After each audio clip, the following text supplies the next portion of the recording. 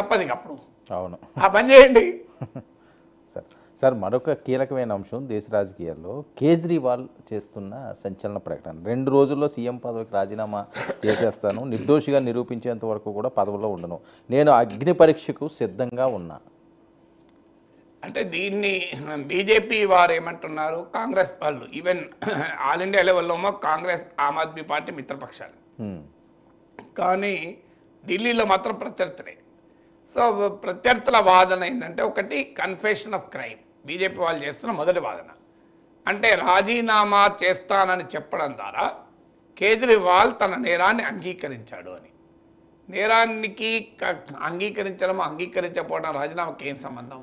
అవును. నిన్నటిదాకా బీజేపీ ఏం డిమాండ్ చేసింది? ముఖ్యమంత్రిగా ఉండకూడదు, నైతికంగా హక్కు లేదు, జైల్లో ఉండి కూడా ముఖ్యమంత్రి పదవి వదులుకుంటలేడు, ఇది ఆయన అధికార వ్యామోహానికి ఇండికేషన్ అన్నారు. నిన్నటిదాకా BJP one single point agenda ఏంటి? అరవింద్ కేజ్రీవాల్ తక్షణం రాజీనామా చేయాలి. అవును. ఇవాళ రాజీనామా చేస్తారంటే ఏమంటున్నారు? చూడండి ఆయన నేరాన్ని ఒప్పుకున్నాడు. రెండు మీరేంటి ఎట్లా? ఇప్పుడు రాజీనామా చేయమని అన్నది మీరే, రాజీనామా చేస్తామంటే మరి నేరం ఒప్పుకున్నట్టు అన్నారు. అందుకే నేను రాజీనామా చేయలేదు ఇప్పటిదాకా. నిన్న కేజ్రీవాల్ చెప్పాడు ఆ విషయం. నేను జైల్లో ఉండగా రాజీనామా చేస్తే నాపై పెట్టిన ఈ అక్రమ కేసు నేను అంగీకరించినట్లయితుంది. ఏ ప్రతిపక్ష ముఖ్యమంత్రులు కూడా రాజీనామాలు చేయకనే పిలిపించాడు. అందువల్ల మీరు రాజీనామా చేయాలి అన్న డిమాండు బీజేపీ చేస్తే, ఆ డిమాండ్ను కేజ్రీవాల్ అంగీకరించి రాజీనామా చేస్తే దాని కన్ఫెషన్ ఆఫ్ క్రైమ్ అంటే మరి మీరే చెప్పండి, రాజీనామా చేయాలా వద్దా? చేయాలని మీరే అంటారు, చేస్తే మళ్ళీ కన్ఫెషన్ ఆఫ్ క్రైమ్ అంటే ఎట్లా? ఇక రెండవ ఆర్గ్యుమెంట్, ఇది ఇన్ఫైటింగ్ వల్ల రాజీనామా చేశారని. అంటే ఆప్లో ఉండే అంతర్గత కుమ్ములాటలు రాజీనామా చేశారు. నాకు అర్థం కాదు, ఆయన రాజీనామా చేస్తే ఇంకా పెరుగుతాయి కదా కుమ్ములాటలు. ఒకవేళ ఆప్లో అంతర్గత కుమ్ములాటలు ఉంటే ముఖ్యమంత్రి సీట్ ఖాళీ అయితే కుమ్ములాటలు పెరుగుతాయా తగ్గుతాయా? ఆశ్చర్యంగా ఉంది ఆర్గ్యుమెంట్. మీరు చూడండి, బయటలన్నీ ఉంటాయి బీజేపీ నాయకుల బయట కూడా, సుధాంశు త్రివేది ఇలాంటి వాళ్ళు చాలామంది మాట్లాడారు. సో ఇన్ఫైటింగ్ వల్ల రాజీనామా చేశారంటున్నారు. ఇన్ఫైటింగ్ ఇంకా పెరుగుతుంది కదా రాజీనామా చేస్తే. ఇప్పుడు కేజ్రీవాల్ ముఖ్యమంత్రి అంటే ఎవరికి అభ్యంతరం లేదు, కానీ ఒక్కసారి కేజ్రీవాల్ కాదు ఇంకోరు ముఖ్యమంత్రి అంటే ఎవరు? సాధారణంగా మనీష్ సిసోడియా కనుక డిప్యూటీ చీఫ్ మినిస్టర్ ఉంటే ప్రాబ్లం ఉండేది కాదు. కానీ ఆయన మనీష్ సిసోడియా కూడా కేసులో అరెస్ట్ వచ్చాడు. నిన్న కేజ్రీవాల్ ప్రకటించాడు, నేనే కాదు నా సోదరుడైన మనీష్ సిసోడియా కూడా మీరు మళ్ళీ ప్రజల తీర్పు వచ్చాకనే ఆయన డిప్యూటీ చీఫ్ మినిస్టర్గా బాధ్యతలు చేపడతాడు అన్నాడు. ఇక మిగిలింది ఎవరు? ఇవాళ అతీషి, సౌరభ్ భరద్వాజ్, గోపాల్ రాయ్, కైలాష్ నలుగురు పోటీ పడుతున్నారు. మరి ఇన్ఫైటింగ్ వాళ్ళు ఎందుకు రాజీనామా చేస్తాడు? ఇంకా తల్లం పెరుగుతుంది కదా ఒకవేళ నిజంగానే ఉంటే ఇన్ఫైటింగ్. ఇక మూడో కారణం ఏంటంటే ఇది ఎమోషనల్ కార్డ్ ప్లే చేస్తున్నాడు. అంటే ఇది ఒక డ్రామా అని. రాజకీయాల్లో ఉన్నదే డ్రామాలు కదా, రాజకీయాలు అంటేనే డ్రామాలు కదా. సో ఎమోషనల్ కార్డ్స్ అంటే భావోద్వేగాలను రెచ్చగొట్టడానికి చేస్తున్నాడు కావచ్చు. మీరు దేశమంతటా జరిగేది భావోద్వేగ రాజకీయాలే కదా. భావోద్వేగ రాజకీయాలు ఎవరైనా ఎమోషనల్స్ పెంచి మతం పేరిట్టునో, సంస్కృతి పేరిట్టునో, దేశభక్తి పేరిట్టునో, దేశం పేరిట్టునో ఏదో ఒక పేరిట భావోద్వేగాలు రోజు కదా మనం రెచ్చగొడుతూనే ఉన్నాం కదా దేశంలో. అందువల్ల ఆయన భావోద్వేగము విక్టిమ్ కార్డ్ ప్లే చేస్తానికి చేస్తే చేయవచ్చు, తప్ప ఆశ్చర్యం ఏం లేదు. రాజకీయాల్లో అన్ని పార్టీలు చేసే పని, అందరు రాజకీయాలు చేసే నాయకులు చేసే పని. ఇక నాలుగవది, ఆయన ముఖ్యమంత్రిగా ఇన్కెపాసిటేట్ అయ్యాడు. సుప్రీంకోర్టు తీర్పు వల్ల ఆయనకు ఆంక్షలు ఉన్నాయి, ఆయన ఫైల్ మీద సంతకం చేయలేడు, ముఖ్యమంత్రిగా ఆఫీస్కు పోలేడు, అందువల్ల రాజీనామా చేశాడు.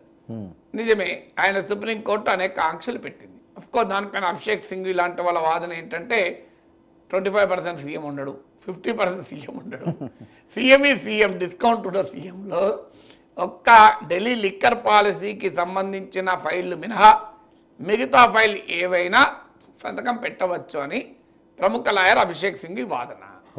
సో నేను ఆ జోలి కూడా వెళ్ళడం లేదు, కండిషన్స్ ఏంటి అని. అంతకుముందు జైల్లో ఉన్నప్పుడు ఏ అవకాశం లేకుండే కదా, అది ఇప్పుడు బయట ఉన్నాడు. జైల్లో ఉన్నప్పుడే రిజైన్ చేయనాడు, బయటకు వచ్చాక ఆంక్షలు ఉన్నాయని రిజైన్ చేస్తారా? నాకు అర్థం కాని లాజిక్ ఏంటంటే, సో జైల్లో ఉన్నప్పుడైతే అసలు సచివాలయం పోయి సెక్రటరీ పోయే అవకాశం లేదు, ఫైల్ చూసే అవకాశం లేదు కదా, లెటర్ కూడా పంపలేడు కదా లోపలికి వెళ్ళి.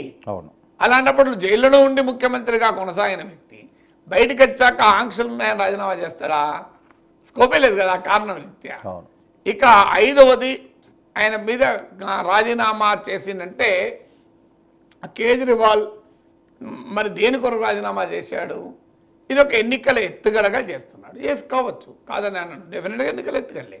రాజకీయ నాయకులు ఏం చేసినా ఎన్నికలు కూడా చేస్తారు, దేని కొరకు చేస్తారు. లేకపోతే రాజకీయ నాయకులు రాజకీయాలు ఆడకపోతే క్రికెట్ ఆడతారా? ఇంకా టైం ఉంది సార్ దీనికి. అంటే ఫిబ్రవరిలో ఎన్నికలు, సో ఫిబ్రవరిలో ఎలక్షన్స్ కనుక ఇప్పుడు నవంబర్లోనే పెట్టాలని అడుగుతున్నాడు. కేజ్రీవాల్ రాజకీయ వ్యూహంలో ఎన్నికల వ్యూహంలో భాగంగా చేస్తారు, డెఫినెట్గా ఎన్నికల వ్యూహంలో భాగంగా చేస్తారు. అందులో అనుమానం ఏముంటుంది? ఎన్నికల వ్యూహంలో భాగం చేయకపోతే ఏ వ్యూహంలో భాగం చేస్తారు? ఆర్థిక వ్యూహంలో చేస్తారా? సో అందువల్ల అది ఆరోపణే కాదు, ఖచ్చితంగా ఎన్నికల వ్యూహంలో భాగమే. ఎందుకు భాగం? దీని ద్వారా కేజ్రీవాల్ ఏం సాధించదలుచుకున్నాడు? ఒకటి, ఇప్పటిదాకా రాజకీయ ప్రత్యర్థులు చూడు పదవిని పట్టుకొని వెళ్ళాడతాడు కేజ్రీవాల్, జైల్లో ఉన్నా రాజీనామా చేయడు, ఆయన ఆరోపణలు వచ్చినా చేయడు అన్నదాన్ని కొట్టిపడేశాడు. చూడండి 5 నెలల ముందు రాజీనామా చేసి పడేశాడు. సో ఆయన ముఖ్యమంత్రి పదవి కొరకు పట్టుకొని వేలాడడు అనేది ఎస్టాబ్లిష్ చేశారు. 2, కోర్టులో ఇదేం తేలదు, ఎందుకంటే సుప్రీంకోర్టు అన్నది ఇంకా ట్రయలే మొదలుపెట్టలే.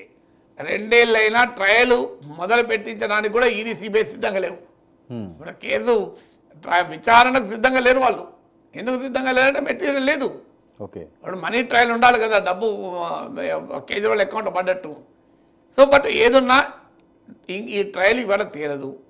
ఎన్నేళ్ళు వెళ్తుంది ఎవరికి తెలియదు, 5 ఏళ్ళు అవుతుందా 10 ఏళ్ళు అవుతుందా? మరి ఆయన నిర్దోషి అని కోర్టు ఇంత త్వరగా తేల్చదు. కానీ అందుకే ఏమంటున్నాడు, బెయిల్ ఇవ్వడమే ఒక రకంగా నాకు నిర్దోషి అని చెప్పినట్టేనే ఆయన పొలిటికల్ ఇంటర్ప్రిటేషన్ ఇస్తున్నాడు. ఎందుకంటే పిఎంఎల్ఏ కేసులో బెయిలే రాదు, అలాంటి మా కోర్టులు బెయిల్ ఇచ్చింది కనుక మేము నిజాయితీ పట్లమే. అది లీగల్ ఇంటర్ప్రిటేషన్ కాదు, పొలిటికల్ ఇంటర్ప్రిటేషన్. బట్ ఏదైనా ప్రజా తీర్పులో ప్రజా కోర్టులో తేల్చుకుంటానడం ద్వారా న్యాయస్థానంలో ఈ కేసు ఏది ఉన్నా దాని రాజకీయ ప్రభావం లేకుండా ఉండేలా చూసుకుంటున్నాడు. ఓకే, ద పొలిటికల్ ఇంపాక్ట్ లేకుండా ఉండేది నేను ప్రజా తీర్పుకు వెళ్తున్నాను.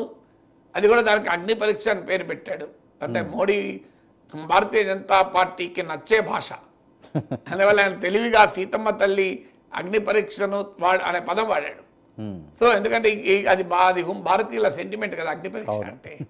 సో అందువల్ల పరమ పవిత్రమైన అగ్ని పరీక్షతో కంపేర్ చేశాడు. సో నేను అగ్ని పరీక్ష ఉంటాను అన్నాడు. 4వది, కేజ్రీవాల్కి ఇప్పుడు హర్యానా ఎన్నికలు ఉన్నాయి, అక్కడ కూడా ఆప్ పోటీ చేస్తుంది. రేపు ఢిల్లీ ఎన్నికలు ఉన్నాయి. ఇప్పటిదాకా జైల్లో ఉన్నాడు కొన్ని రోజులు. మనీష్ సిసోడియా అయితే 18 నెలలు జైల్లో ఉన్నాడు. ఆమ్ ఆద్మీ పార్టీకి ప్రచారానికి సమయం కావాలి. ఇప్పుడు ముఖ్యమంత్రి సీట్లో కూర్చొని హర్యానా ఎన్నికల ప్రచారంలోకి వెళ్తే ప్రజల నుంచి వ్యతిరేకత వస్తుంది. నిన్నటిదాకా జైల్లో ఉన్నావు, ఇప్పుడు హర్యానా పోతావా, అసలు పాలించవా అని. సో అందువల్ల ఆయనకి ఇప్పుడు రాజీనామా చేయడం ద్వారా ఒక వెసులుబాటు దొరుకుతుంది ఇంటింటికి పోయటానికి, వాడకు పోయటానికి. ఆల్రెడీ ప్రకటించాను, వాడకు వెళ్తాం, ఇంటింటికి వెళ్తామని. ఒక మ్యాసివ్ క్యాంపెయిన్ మొదలు పెట్టడానికి అవకాశం వచ్చింది. ఇప్పుడు కేజ్రీవాల్ ఒకవైపు, మనీష్ సిసోడియా ఒకవైపు, రోజు జనంతోనే తిరుగుతారు ఇక.